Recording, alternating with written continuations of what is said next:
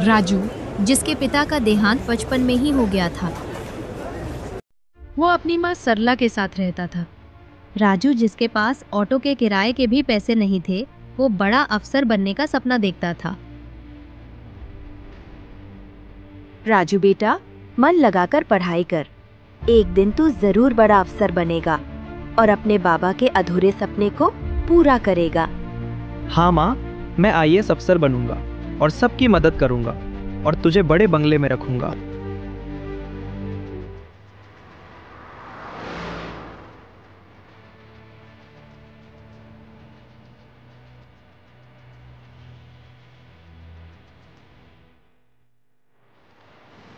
साहब, मैंने IAS exam का फॉर्म भरा था, लेकिन मेरा एडमिट कार्ड नहीं आया। नाम गलत भरा है। इस साल तो अब एग्जाम नहीं दे पाएगा। ऐसा मत कहिए, ऐसे तो मेरा ये साल बर्बाद हो जाएगा। मैं अब कुछ नहीं कर सकता। अगली बार फिर से प्रयास करना।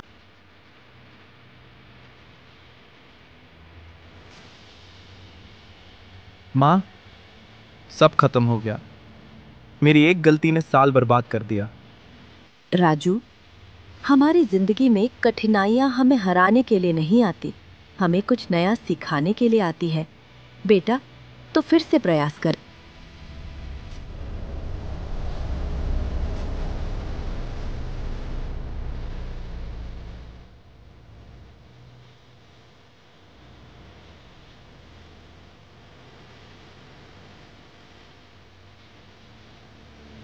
राजू अपने सपनों को पूरा करने शहर आया, लेकिन ये शहर उसके लिए अजनबी था। राजू बस से उतरते ही बस स्टैंड के पास वाले एक ढाबे पर जाता है खाना खाने के लिए। भैया, एक खाने का प्लेट कितने का है? उधर बाएं तरफ मेनू बोर्ड लगा हुआ है, जाके देख लो, वही सारे रेट लिखे हुए।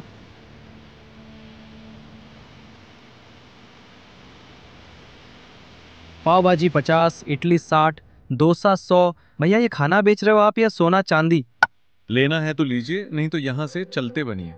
भैया, थोड़ा रेट कम करो, इतना रेट रखोगे तो कौन लेगा? भैया, रेट तो 1 रुपए कम नहीं होगा, और बात है कि कौन लेगा। तो मैं आपको बता दूं, हमारे दुकान पे कस्टमरों की कमी नहीं। राजू बिना कुछ खाए पिए ढाबे से निकल जाता है। राजू बेटा, तू कहाँ पहुँचा? माँ, मैं शहर पहुँच गया। यहाँ कितनी बड़ी बड़ी इमारतें हैं और यहाँ कितनी बड़ी बड़ी गाड़ियाँ चल रही हैं। ये सब छोड़, तूने कुछ खाया?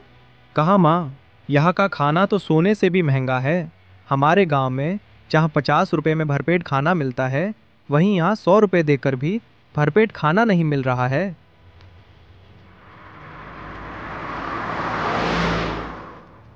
अबे राजू, तू अभी भी गली गली भटक रहा है। देख मुझे, मैं कितना बड़ा आदमी बन गया। आज मेरे पास बड़ी गाड़ी, बड़ा बंगला, सब कुछ है।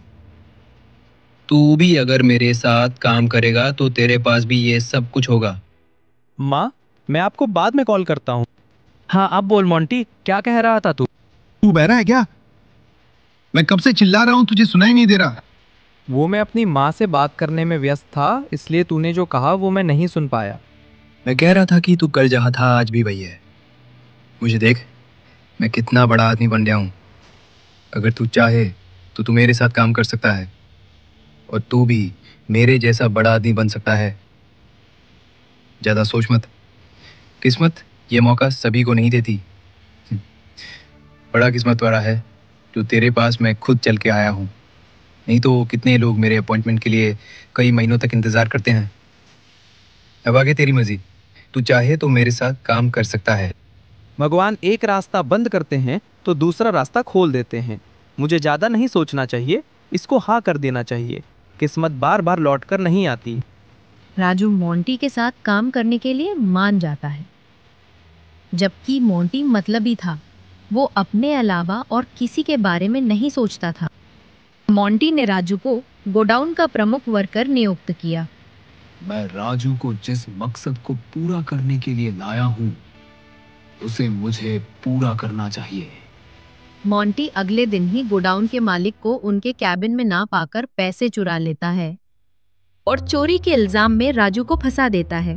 साहब, इस राजू ने पैसे चुराए। मैंने इसको पैसे चुराते हुए देखा है। साहब, ये झूठ बोल रहा है, मैंने चोरी नहीं की। पता नहीं ऐसा क्यों कह रहा है। तेरा सच सबको पता चल गया, इसलिए तू अब मुझे झूठा ठहरा रहा है राजू। मुझे तुझसे ये उम्मीद नहीं थी। मैंने तुझ पर कितना भरोसा किया था। हर चोर यही कहते हैं कि वो चोर नहीं है, लेकिन वो ये भूल जाते हैं कानून के हाथ बहुत लंबे हैं जो मुजरिम को कहीं से भी ढूंढ लाते हैं। अब तू चुपचाप जेल चल। पुलिस राजू को चोरी के झूठे इल्जाम पर जेल ले जाती है।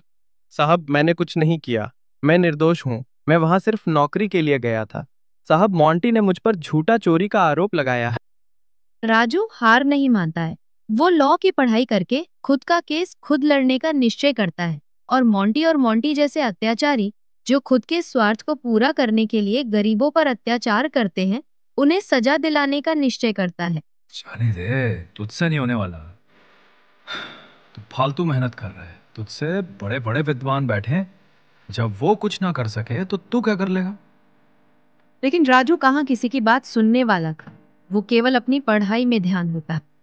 राजू लगातार 5 सालों तक बिना रुके दिन रात मेहनत करता रहा, क्योंकि उसे खुद पर पूरा विश्वास था कि एक ना एक दिन उसकी मेहनत रंग लाएगी। आखिरकार राजू की मेहनत रंग लाई। वो अब एक बड़ा वकील बन गया। राजू खुद का केस लड़ने कोर्ट आता है। क्या आप अपने ऊपर लगे इस आरोप को लेकर कुछ सफाई देना चाहेंगे? बिल्कुल जज साहब, मुझे नौकरी का झूठा दिलासा देकर मोंटी ने मेरे पीठ पीछे चोरी की है और मुझे चोरी के इल्जाम में फंसाया है। अगर आपकी अनुमति हो तो मैं इसका सबूत पेश कर सकता हूँ। अनुमति है। ये लीजिए जज साहिब, इसमें उस दिन की सीसीटीवी फुटेज है जब मोंटी मैनेजर के केबिन से पैसा चुरा रहा था।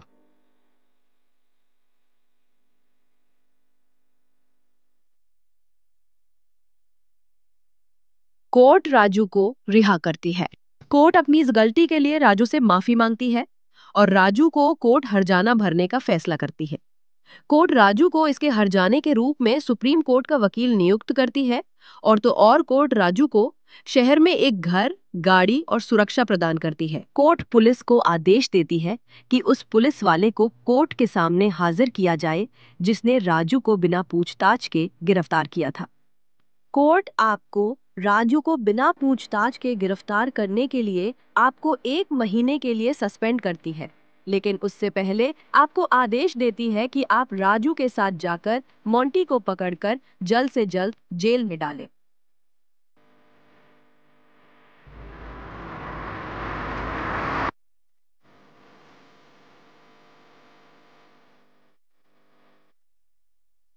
अरे राजू, तू जेल से कब छूटा? तू मेरी चिंता न कर, तू अपनी चिंता कर। पता नहीं तू छूटेगा या नहीं। इंस्पेक्टर, अरेस्ट कर लीजिए इसे। राजू, मुझे माफ कर दे। मैंने तुझे अपने लालच के कारण झूठे चोरी के आरोप में फंसाया। अब मैं ऐसी गलती दोबारा कभी किसी के साथ नहीं करूंगा। ऐसी गलती करने की तू रहेगा ही नहीं, तो तू दोबारा करेगा क्या? इंस्पेक्टर, ले जाइए इसे, ले जाकर बंद कर दीजिए हवालात में।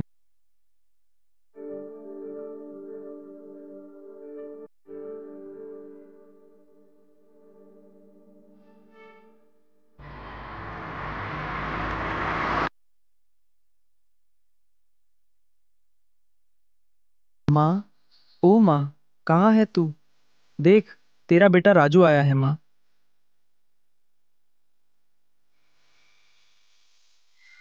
राजू बेटा, तू कहाँ था इतने सालों से? ना कोई कॉल, ना कभी तू मिलने आया। इस बीच तुझे अपनी माँ की याद नहीं आती? माँ, याद तो तेरी बहुत आई, लेकिन मैं किसी परेशानी में फंसा था, इसलिए तुझे कॉल न कर सका, ना ही तुझसे मिलने आ सका। कैसी परेशानी? और तूने मुझे कभी बताया क्यों नहीं? माँ, इसके पीछे बड़ी लंबी कहानी है। चल तुझे रास्ते में बताता हूँ। कहाँ चलो? चल तो तुझे सब पता चल जाएगा।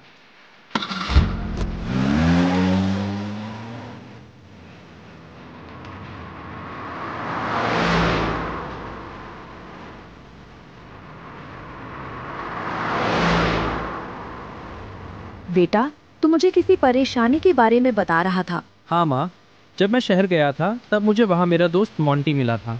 उसने मुझे नौकरी ऑफर किया और मैंने उसे स्वीकार कर लिया, लेकिन मुझे नहीं पता था कि वो गोदाम में चोरी करने के लिए मुझे मोहरा बना रहा है।